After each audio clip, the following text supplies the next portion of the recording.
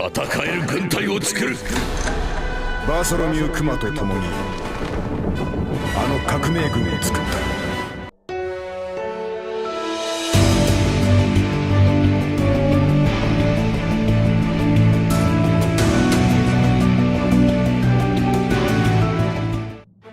현재 원피스는 오니가시마 전쟁 이후 아무도 예상하지 못했던 세계 정부의 최고 권력자 오르성 천운이 에그에 대해 강림하게 되었습니다. 나아가 임무를 지키는 오르성들의 외형은 마치 환수종과 동물결매를 각성한 루피와 루치처럼 구름띠를 두르고 있었고, 이어 사왕 카이도와 해군대장 키자루를 상대한 니카루피마저 도망칠 수밖에 없는 사기적 능력, 즉 불사의 모습을 보여주었는데요.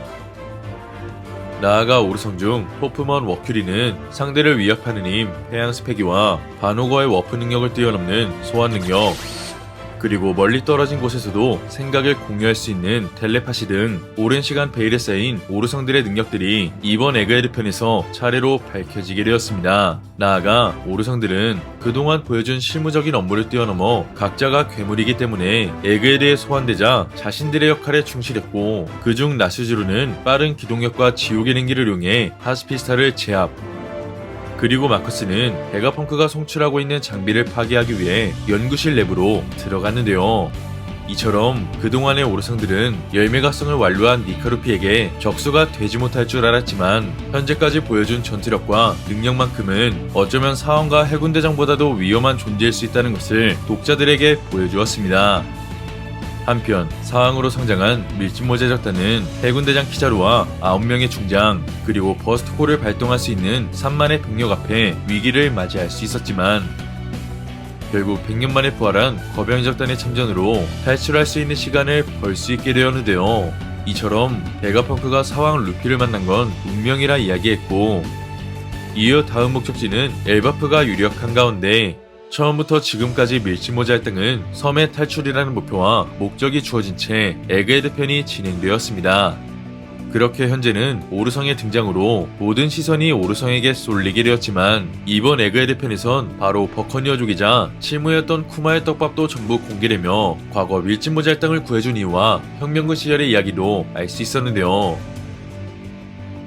이처럼 쿠마는 소르베 왕국 시절 당시 자연군이었던 드래곤을 신문기사를 통해 알게 되었고, 마침내 쿠마가 25세가 되었을 때 소르베 왕국을 구하기 위해 나타난 드래곤, 그리고 갓벨리 사건을 함께 보낸 이반 코프를 다시 한번 만나게 됩니다. 그렇게 세계를 함께 구하러 가자는 이반 코프, 그리고 자연군의 리더 드래곤을 만난 쿠마는 결국 자연군으로서 진위와 활동하게 되며 혁명군이 창설되기까지 큰 전력이 되어주었습니다. 이어 해군에 있었다는 드래곤의 과거를 듣게 된 쿠마는 언제나 당신을 따라가겠다며 드래곤을 존경하고 있다는 마음을 내비쳤고, 이어 드래곤은 후회시키지 않는다는 말과 함께 혁명군 활동을 이어갔는데요. 그렇게 시작된 둘의 인연, 쿠마는 지니가 정부에게 납치되며 고통과 아픔의 시간을 보냈지만, 결국 지니의 아이 오니를 사랑으로 키우게 되었고, 이어 드래곤 또한 사랑하는 자식이 있다는 비밀도 알게 되었습니다. 이후 쿠마는 오니의 병을 치료하기 위해 혁명군을 잠시 떠나게 되었지만, 바람이 운명을 이끌어준다는 드래곤의 말처럼 둘의 만남이 다시 한번 성사되었고, 이어 드래곤은 자신의 벗 쿠마를 위해, 그리고 보니의 치료를 위해 해군의 과학자 닥터 베가펑크를 소개하는데요. 그렇게 쿠마는 드래곤을 통해 베가펑크를 만날 수 있었고, 이어 오르성 세턴의 잔인한 계략을 통해 칠무회로서 정부를 위한 해적으로 살아가게 됩니다. 나아가 샤본디 제도에선 드래곤의 아들 루피가 언젠가 세계를 구할 남자라며 밀짚모자 할당을 구하자 얼마 후 쿠마의 인격이 완전히 제거되었고, 결국 정상결전 이후 천룡인의 노예로 전락하게 됩니다. 하지만 쿠마는 레벨리에서 사보를 필두로 한 혁명군 군대장들의 활약으로 다시 한번 위대한 항로에서 드래곤과 이반코프를 만날 수 있었지만, 쿠마는 인격이 제거되었기 때문에 자신의 친구 드래곤을 알아보지 못했고, 이후 자신이 사랑하는 보니가 신세계 에그헬에서 위험에 처하자 결국 해군대장 아카이누가 막아선 성지 마리조아를 뛰어넘어 오르성 세턴을 날려버렸는데요. 한편 그런 쿠마의 행동을 지켜본 베가펑크는 과거 버커니어족의 특성이 강인한 육체뿐만이 아닌 다른 특징도 지니고 있다는 것을 떠올리게 됩니다. 한편 그 시각 드래곤은 이반코프에게 만약 쿠마가 본능의 파편으로 움직이기 시작했다면 어디로 갈 것 같냐고 묻기리자 이반코프는 자신이라면 마리조아였겠지만 쿠마는 다르라며 쿠마가 이동할 수 있는 장소를 예측했는데요. 그렇게 쿠마가 이동할 수 있는 장소를 추측해 도움이 되어줄 수 있는 드래곤이었지만 결국 원피스 1109화에서 베가펑크의 영상통신을 보고 있는 모습이 공개되었습니다. 이처럼 드래곤이 있는 장소와 배경이 완전히 공개되지 않았지만 이반코프를 통해 쿠마가 이동할 수 있는 장소를 예측할 수 있다면 그동안 자신과 함께한 전우이자 친구로서 그리고 아들 루피가 있는 곳으로 향할 수 있는 명분까지 충분했는데요.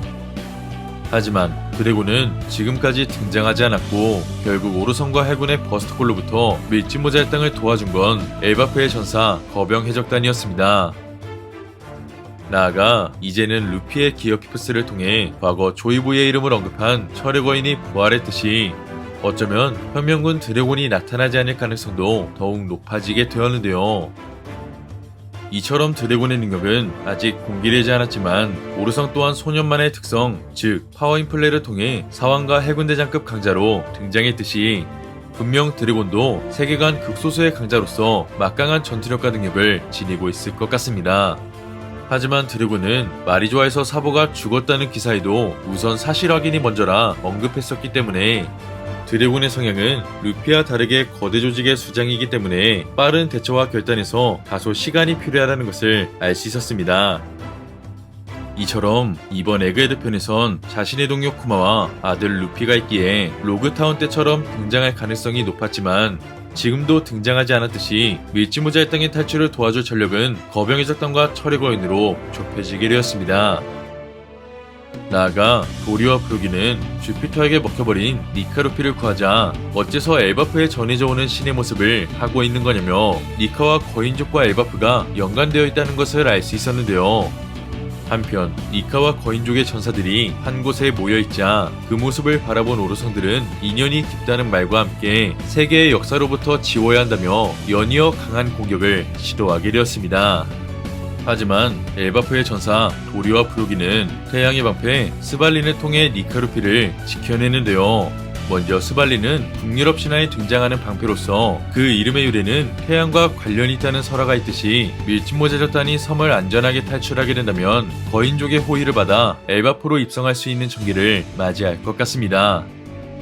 그렇게 거인족과 연관이 있는 태양신 니카가 엘바프로 이동하게 된다면 그때는 입성이 아닌 신의 귀환이 될 것 같은데요. 더불어 판기아 성에 있는 밀짚모자는 크기가 거대했기 때문에 어쩌면 선대 조이보이는 엘바프와 연관된 거인족이라 생각해볼 수 있듯이 이무가 바라본 거대 밀짚모자의 주인도 다음 엘바프 편에서 밝혀질 수 있을 것 같습니다. 이처럼 신의 모습을 한 해방의 전사 니카의 정체를 정작 루피가 모르고 있기 때문에 앞으로 루피는 과거 태양의 신이라 불린 니카의 비밀과 역할을 점차 깨달아 할 것 같은데요. 마지막으로 엘바프에선 어쩌면 마지막 포네그리프와 연관된 불의 상처를 입은 남자와 그리고 과거의 진실을 알 수 있는 오하라의 서적이 엘바프로 옮겨졌기 때문에 밀짚모자의 땅이 세계 정부의 추악한 민낯도 이제 곧 알게 될 것 같습니다.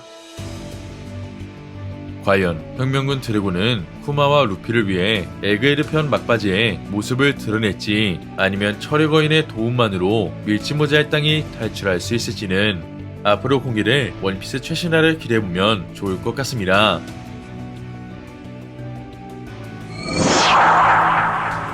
이번 영상은 여기까지입니다. 시청해주셔서 감사합니다.